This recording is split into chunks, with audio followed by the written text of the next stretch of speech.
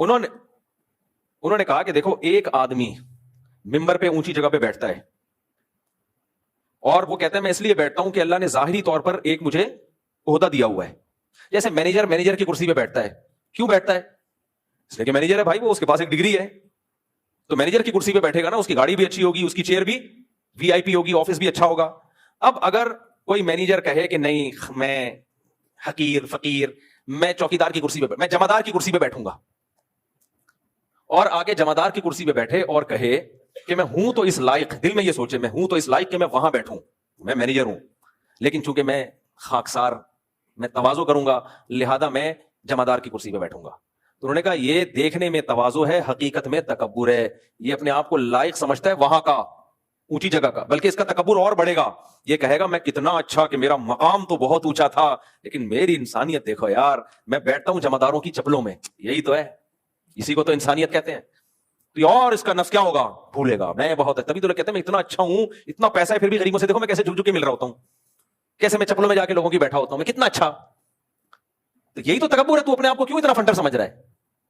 تواضع یہ ہے کہ آپ بیٹھے وہ جگہ جو آپ کے لیے سوٹیبل ہے. وہ کیسے سوٹیبل ہے؟ شریعت کی وجہ سے, یا عرف کی وجہ سے, یا کوئی ڈگری ہے آپ کے پاس, تو آپ بیٹھے اسی آرمی میں کوئی کمیشن آفیسر ہے تو وہ اس کا بیہیویئر اسی حساب سے ہوگا. کوئی صدر وزیر اعظم ہے, اس کا بیہیویئر اسی حساب سے, دولت مند ہے, اس کا بیہیویئر اسی حساب سے ہوگا. تو بیٹھے وہ اسی جگہ پہ جو دنیا میں اس کے لیے سوٹیبل ہے, لیکن لائق اپنے آپ کو اس جگہ کا نہ سمجھے. دل میں کہے کہ اصل میں اللہ نے میری برائیوں پہ پردہ ڈالا ہوا ہے. ایک بات. نمبر 2, میرے سے زیادہ ذہین لوگ ہیں دنیا میں جو میری جتنی محنت کرتے تو اس سے ڈبل آگے چلے جاتے, لیکن اللہ نے میرے ساتھ فضل کا معاملہ کیا. نہ میرا دماغ اتنا, نہ میرے پاس وہ صلاحیت, لیکن اللہ نے میرے کام میں برکت دی اور مجھے اس سیٹ کے قابل بنا دیا. میں قابل نہیں ہوں, لیکن اللہ کی طرف سے مجھے یہ بھیک میں ملی ہوئی ہے.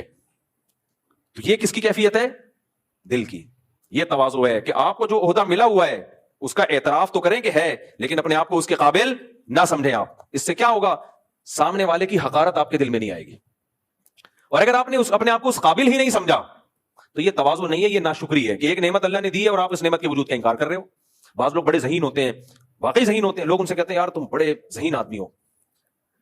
تو جو تکلف والے ہوتے ہیں کہتے ہیں نہیں میں کہاں, میں تو بے وقوف پرلے درجے کا احمق ہوں. ان کو لگتا ہے ہم نے اگر مان لیا نا ہم ذہین ہے تو یہ تکبر ہو جائے گا. نہ اگر آپ ذہین ہو تو آپ بولو بھائی ٹھیک ہے اللہ نے دماغ دیا, میں تو اس قابل نہیں تھا, یہ کس کی طرف سے نعمت مجھے ملی ہے؟ یہ اللہ کی طرف سے نعمت ملی.